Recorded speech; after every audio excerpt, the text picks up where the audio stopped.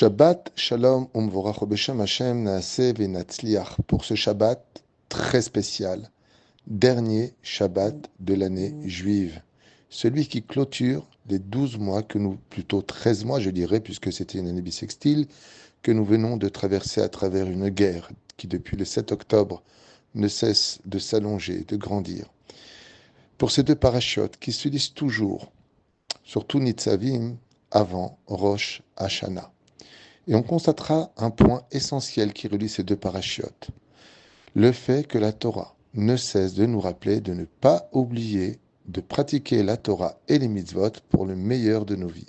J'ai créé la vie, j'ai créé le bien, j'ai créé la mort, j'ai créé le mal, j'ai créé ce qu'il faut faire et ce qu'il ne faut pas faire. Je vous demande de suivre les conseils, sinon il y aura des conséquences qui risqueraient d'être très difficiles et je retournerai ma face de vous et vous crierez en ce jour-là: où est Dieu? Pourquoi Dieu n'était pas là? Voilà ce que nous livre cette paracha avant Rosh Hashanah. La paracha de Nitzavim et de Vayeler enseigne quelque chose de très profond. Vayeler, qui est parti? Nitzavim kulchem ayom, lifnei Hashem Elokechem. Vous vous tenez tous devant l'Éternel votre Dieu. Vous vous tenez tous debout devant l'Éternel votre Dieu. D'accord, on parle de chacun de nous. Shiftechem, Shotrechem, tous vous, vos enfants, les juges, la police, tout le monde est jugé le jour de Rosh Hashanah. Vayeler. De qui est-ce qu'on dit « et il est parti » ? Qui quitte ce monde dans la paracha qui suivra? Moshe Rabbeinu. Un clin d'œil de Dieu qui nous dit « même les plus grands de ce monde meurent, et même Moshe Rabbeinu montera devant moi rendre des comptes. Personne ne peut échapper au jour du jugement, pour lequel vous avez tout à gagner si vous avez écouté ma voix. Mais vous avez aussi tout à perdre dans ce monde et dans l'autre, si vous n'avez pas écouté les préceptes de la Torah. Que vous le vouliez par la douceur, je vous ai donné. Béni sois-tu quand tu rentreras, béni sois-tu quand tu sortiras. Si vous n'écoutez pas, alors faites attention. Car si je me retourne de vous un seul instant, eh bien, les barrières ne seront plus protégées et vos ennemis pourront vous atteindre. Un enseignement très puissant et tellement d'actualité qui devrait éveiller toutes les consciences à faire une sincère teshuva et à revenir vers Hachem, ou bien par le biais de l'amour, ou bien par le biais de la peur. Mais dans tous les cas de figure, on a intérêt à faire teshuva. Alors bien sûr, faire teshuva est une chose très difficile parce qu'elle engage une responsabilité tellement importante que beaucoup de gens ont du mal à avancer. De plus, on a besoin d'armes. On a besoin de se sentir bien quand on fait teshuva. On a besoin d'aller bien dans notre tête. On ne peut pas se battre sur tous les fronts. La reine, pendant ce mois d'Elul, Anil et Dodiv et Dodili, le Créateur du monde nous dit: je viens avec vous, avec tout mon cœur, avec mon amour, comme un père qui descend vers ses enfants. Mais est-ce que vous pourriez venir jusqu'à moi? Je peux taper à votre porte, mais je ne peux pas l'ouvrir pour vous, comme le dit le roi Salomon dans Shir HaShirim. Oufren, afin d'illustrer tout cela, une très belle histoire est contée. Un jour, une jeune orpheline de 7 ans décida d'aller acheter un bijou pour un événement important. Elle alla jusqu'à chez le bijoutier en ayant pris toutes ses économies dans un sac rouge qu'elle avait mis dans sa poche. Et puis voilà qu'elle tape à la porte. Le bijoutier observe et voit une jeune petite fille. Alors il lui ouvre en lui demandant de quoi elle a besoin. Elle lui dit: j'ai besoin d'acheter une chaîne en or. J'ai besoin de quelque chose de très joli. Alors le bijoutier lui dit: mais tu as de l'argent avec toi? Elle lui a dit: oh que oui, j'ai pris toutes mes économies. Le bijoutier lui dit: alors viens. Il lui présente toutes sortes de chaînes. Et voilà que ses yeux se posent sur une chaîne magnifiquement sculptée, ornée. Elle lui dit: celle-ci me plaît beaucoup. Je pense que c'est ce qu'il faut. Alors le bijoutier pèse la valeur de cette chaîne et de son prix et il lui dit: elle coûte 1000 shekels. Et là la fille regarde le bijoutier, lui dit: mais c'est de l'or, hein, on est bien d'accord? Il dit: oui, oui, c'est de l'or. Alors elle sort son sac et elle le renverse devant lui sur le dalpak.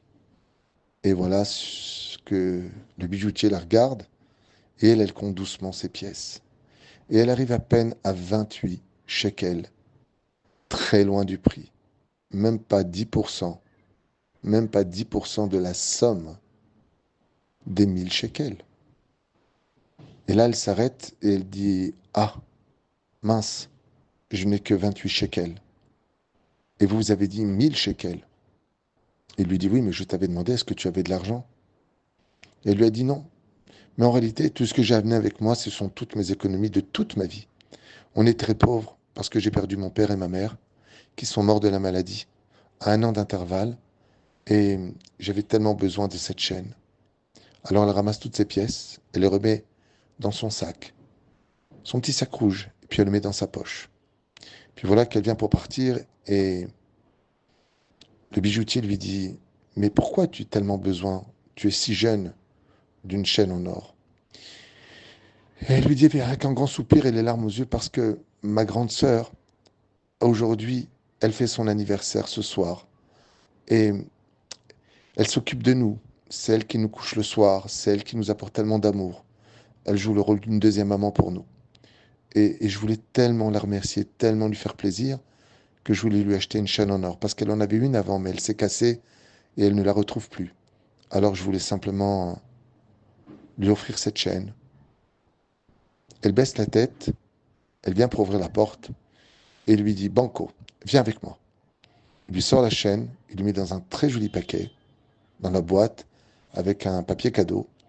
Et puis il lui dit, maintenant tu peux me donner tout ton argent. Tu viens d'acheter cette chaîne. La jeune fille était tellement heureuse, vraiment. Elle prend cette chaîne et elle court chez elle dans une joie intense, attendant le soir avec impatience. Et voilà que, alors qu'ils apportaient une jolie tarte pour souhaiter l'anniversaire, elle s'empressa de sortir sa boîte et lui dit bon anniversaire, notre grande sœur à qui on doit tout. La grande sœur ouvre la boîte et stupéfaite, elle voit cette jolie chaîne en or. Elle lui dit mais comment, d'où? C'est tellement beau. Elle la met sur elle. Puis voilà qu'au bout d'un instant, elle retire cette chaîne de son cou. Elle la remet dans la boîte. Elle lui dit, est-ce que demain matin, tu pourrais venir avec moi chez le bijoutier? Et il lui a dit, d'accord. Et puis voilà que le lendemain, ils arrivent les deux chez le bijoutier. Elle lui met la boîte devant lui. Elle lui dit, voilà, ma jeune sœur est venue chez vous hier et elle prétend avoir acheté cette chaîne. Mais on n'a pas d'argent. Comment est-ce qu'elle aurait pu avoir une chaîne qui doit coûter certainement cher? Alors le bijoutier lui dit, d'abord, bon anniversaire, si vous êtes la grande sœur. Et deuxièmement, sachez que cette chaîne a été complètement payée par votre petite sœur, avec toutes ses économies. Très surprise, elle lui dit, tu avais autant d'argent? Elle lui a dit, ah non, j'avais que 28 shekels. Et là, la grande sœur dit au bijoutier, mais cette chaîne ne coûte pas 28 shekels. Il lui dit non. Elle coûte beaucoup, beaucoup, beaucoup plus que 28 shekels. Mais les 28 shekels ont servi à payer uniquement l'argent nécessaire pour cette chaîne, car elle a été complétée par son cœur. Alors elle lui dit, je ne comprends pas ce que vous voulez dire. 28 shekels, c'est pas 1000 shekels. Il lui dit oui, mais les 28 shekels sont le début. Et la somme a été complétée par son cœur. Elle voulait tellement vous l'offrir, tellement de toute son âme, ses larmes coulaient sur ses joues. Elle voulait tellement vous faire plaisir que ça a complété ce qui manquait à ces 28 shekels. 28, c'est Gematria Koach, qui veut dire force. Elle est venue avec un peu de force, mais son cœur a complété toute la puissance qu'il fallait pour atteindre le but. Donc cette chaîne est à vous, et elle l'a totalement payée. C'est une histoire que raconte le Rav Biderman, et qui vient vraiment ensoleiller tous les désespoirs. C'est dur de faire teshuva. Il y a tellement de guerres, il y a tellement de pogroms, il y a tellement de problèmes d'argent, problèmes pour se marier, problèmes de shlom bayit, problèmes de santé, problèmes d'éducation.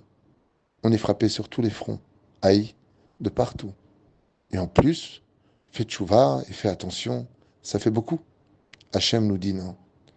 Mets toutes tes économies, tes dernières forces, mets-les dans ta teshuva. Et s'il te manque quelque chose, comme me l'a demandé ce matin, Rav Tuitou, je voudrais prendre sur moi une mitzvah pour cette nouvelle année. Alors je lui ai dit, rajoute juste un tout petit peu plus de joie dans chacune des mitzvot que tu as fait l'an dernier. Juste un peu plus de cœur, et tu verras que tu compléteras ce qui était impossible pour toi d'accomplir en ne serait-ce qu'un an. Shabbat Shalom Uvorach, que vous passiez un Shabbat dans la joie, que vous passiez un Shabbat, ce dernier Shabbat de l'année qui peut réparer tous les autres Shabbats, Bezrat Hashem, pour une excellente année, avec la Géoula à la clé, pour chacun de nous, que Dieu ramène tous nos otages, Shishmor al Chayalenu Votanu Mikol Tsara Umtsuka Mikol Nega Machala, que toutes les jeunes filles d'Israël puissent trouver un Khatan digne de leur regard, qu'on n'ait que de bonnes nouvelles. Kol sasson, ve kol simcha, kol chatan, ve kol kala, bezrat Hashem, que de bonnes nouvelles, avec une belle descendance dans chaque famille. Shenemar vayeh or bechol mojotechem, que la lumière soit dans toutes les demeures d'Israël. Shabbat shalom, et surtout Shana Tova ou Metuka.